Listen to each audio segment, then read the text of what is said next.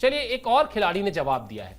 इस खिलाड़ी ने जवाब दिया है बेन स्टोक्स को, और ये भी बड़ा करारा जवाब है। और ये जवाब देने वाले खिलाड़ी भी बड़े करारे हैं, भारत के बड़े मैच विनर रहे हैं। खिलाड़ी का नाम है आर अश्विन। आर अश्विन ने बेन स्टोक्स पर बड़ा तीखा प्रहार किया है। पहले ये खबर बताते हैं आपको, और उसके बाद उनका भी आपको बताएंगे एग्जैक्ट बयान क्या है।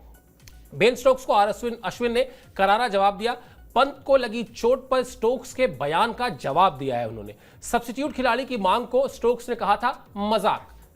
ऋषभ पंत को मैनचेस्टर टेस्ट में पैर में लगी थी चोट, फ्रैक्चर के बावजूद बल्लेबाजी करने आए थे पंत। इसके बाद हुआ यूं कि दो चीजें हुई। एक तो भारतीय टीम की तरफ से गौतम गंभीर ने, यानी जो भारतीय टीम के हेड कोच हैं, उन्होंने कहा कि अगर ऐसी कोई एक्सटर्नल इंजरी है जो चोट दिख रही है, और अगर वो चोट दिख रही है और उसका समझ में आ रहा है कि ये बड़ी चोट है, गंभीर चोट है, तो आप उस स्थिति में एक सब्स्टिट्यूट का नियम दें कि हाँ, वो सब्स्टिट्यूट आपको मिल जाएगा, टीम को मिल जाएगा।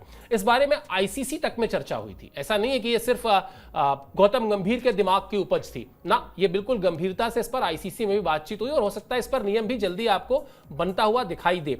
लेकिन जब ये सवाल बेन स्टोक्स से पूछा गया था तो उन्होंने कह दिया था ये क्या मजाक की बात है। मतलब जैसा लगा कि किसी ने बहुत ही कोई वाहियात सा बेवकूफी वाला सवाल पूछ लिया हो। अब आर अश्विन ने उनको जवाब दिया है। क्या जवाब दिया है वो जवाब आपको दिखाते हैं, फिर इस पर अंकिता से बातचीत करेंगे। उन्होंने कहा कि जब स्टोक्स से चोटिल प्लेयर की जगह, दिखा दीजिए आर अश्विन का कोट प्लेट, जब स्टोक्स से चोटिल प्लेयर की जगह पर मैच के दौरान किसी अन्य खिलाड़ी को प्लेइंग 11 में शामिल करने के बारे में पूछा गया तो उन्होंने इसे काफी हल्के में लिया। मैं स्टोक्स के खेल का काफी प्रशंसक हूं, लेकिन उन्हें इस सवाल का जवाब थोड़ा सोच समझ कर देना चाहिए था, क्योंकि आप जो बोते हैं वही काटते हैं। आप अपने विचार रखने के लिए स्वतंत्र हैं, लेकिन आप इस तरह के विचारों को मजाक या बेतुका कहकर टाल नहीं सकते हैं।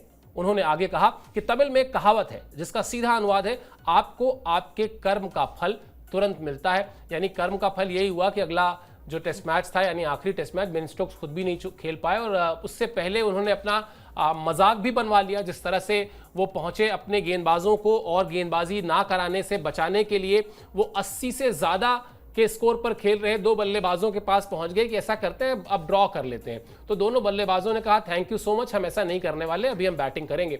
तो वो बाद में बेन स्टोक्स ने आके उसके लिए लाख सफाई दी। लेकिन उस रोज पूरे विश्व क्रिकेट में अगर कोई मुद्दा था तो यही था कि आप ये बेन स्टोक्स से नहीं सोचते कि उनके जैसा खिलाड़ी, उनके जैसा सीनियर खिलाड़ी, टीम का कप्तान जाकर ये प्रस्ताव रखेगा ऐसे वक्त पर। ये थोड़ा सा वास्तव में ये बेवकूफ़ी वाली बात थी, वो बेवकूफ़ी वाली बात नहीं थी जो उन्होंने उस सवाल पर कही। तो अश्विन ने बोल ही दिया अब तो भाई कि फल मिल ही गया।